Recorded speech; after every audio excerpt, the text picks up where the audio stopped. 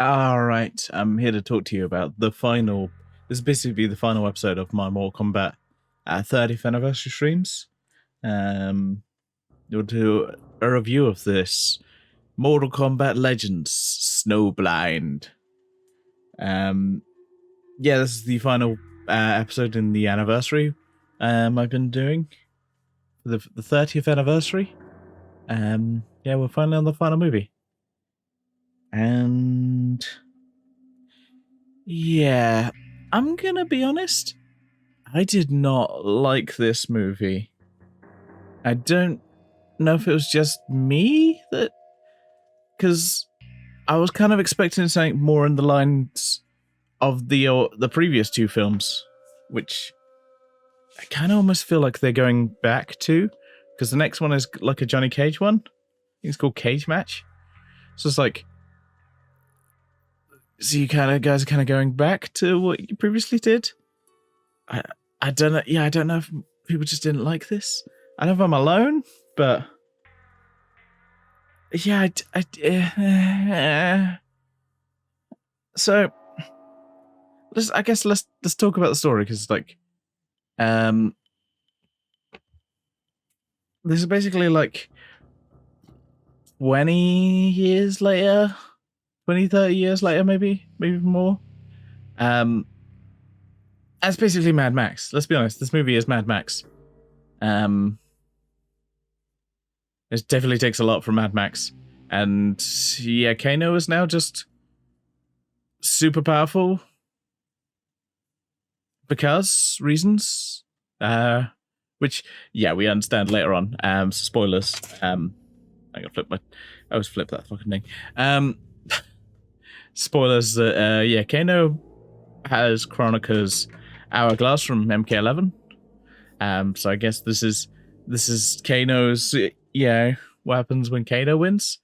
So there's something interesting about there of exploring one of those endings you would never normally explore in a game or a movie in any way. Yeah, one of the basically a bad ending for Mortal Kombat. So there's interesting stuff about that. I think because I was expecting something along the lines of the previous two films, I was a little bit like, oh, we're not doing those. We're not. So I think it's a bit of a whiplash, because I just watched this one previously to watching Snowblind. I was like, oh, this is not anything like that one. Oh, where are all the fun characters? And yeah, obviously it's Snowblind, so it mostly focuses on Sub-Zero and Kenshi. So Sub-Zero is, I'd say he's very similar to like a Dark Knight Returns Batman, in that he's kind of given up a bit.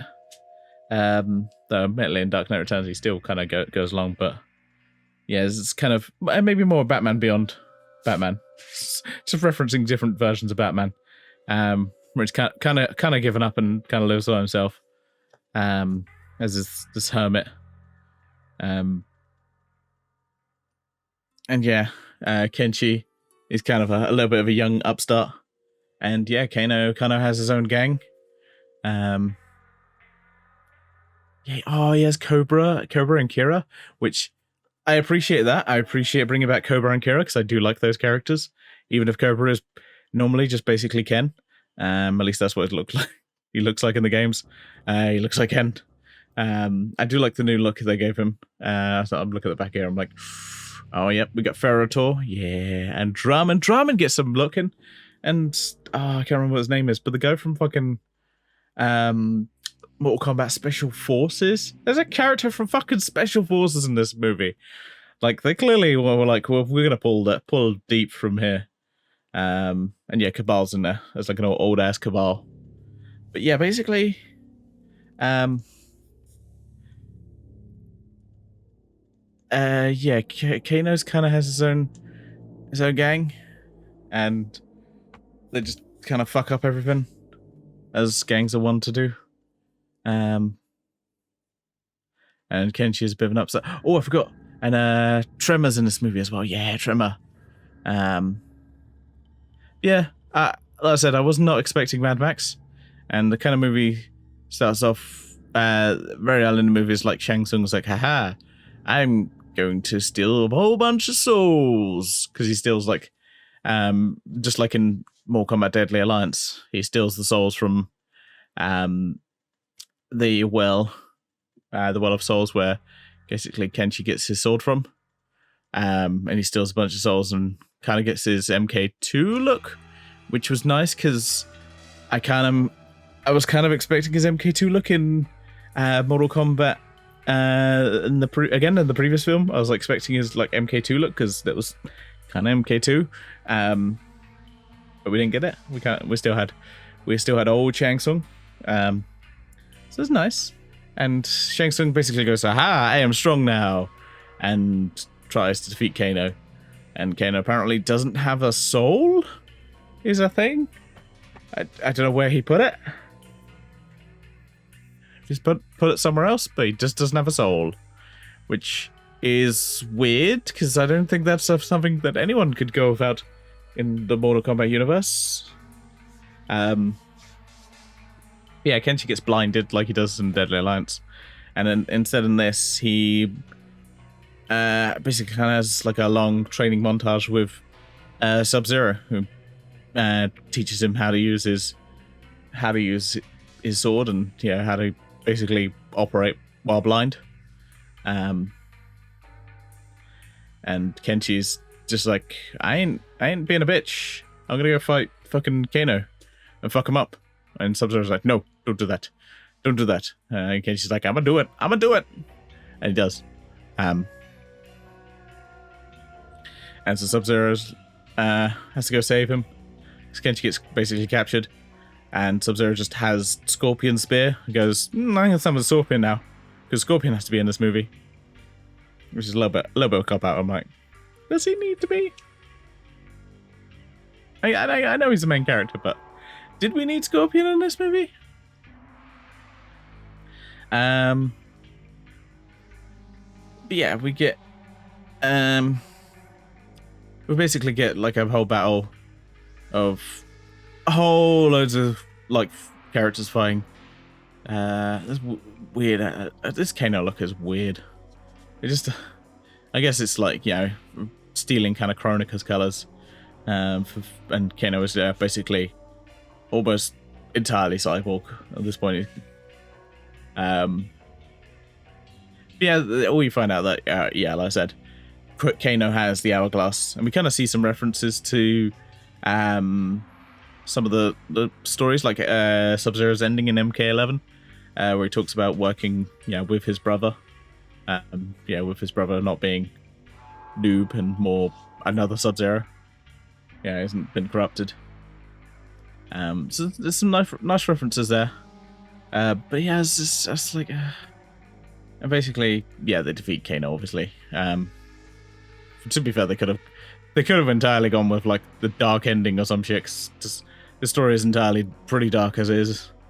They defeat Kano, and Sub-Zero kind of has to pay for his crimes. I was 100% expecting them to use the hourglass.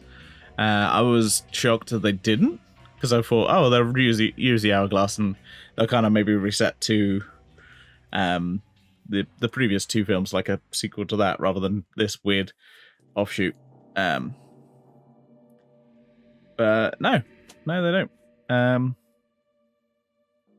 So yeah, Sub-Zero goes to hell with Scorpion, or Netherrealm, and Kenshi's off by himself. Basically, Kenshi's like the only person who survives in this fucking film.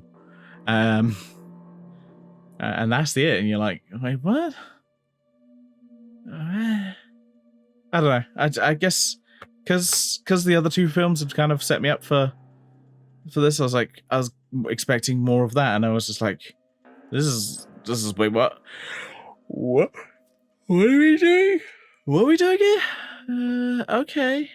I'm not a big fan of this. No, okay, we're doing this. Okay. Yeah, I was not a fan of this film, and I don't see myself going back to it unless I maybe watch it with some friends. But Even then I'll be like, yeah, this one's not the greatest. But I wouldn't recommend it. Like I said, it wasn't my favorite. I just don't like it as a movie. I think ultimately it's one of the few ones where I'm just like, I'm just not a fan. And I don't know if that was just because it was so much different from the previous two that my brain was just like, I don't accept this. It was like, I don't like change. Or, yeah, if I was just like, I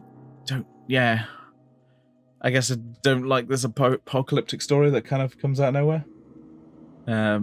Yeah, they did something different, but I'm just like, yeah, it's not for me. It's not for me. Yeah. Let me know what you think of it. And like I said, this will be the last video. I don't know if I'll do a separate video at the end of this anniversary. Maybe do a video going through all the games we've covered.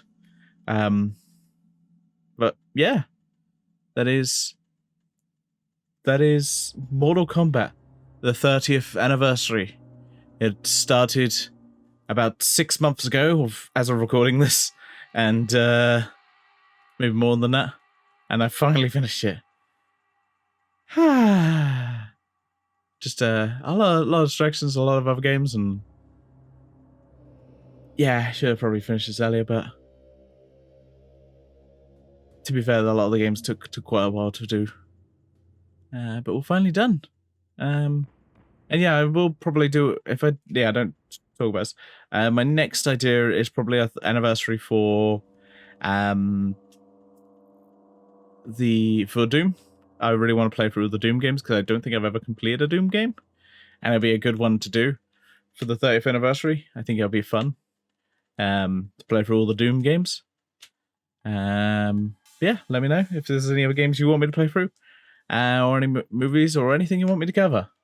And for now, I say, live long and prosper, and hopefully I'll see you in the next video, whatever that may be. Bye for now.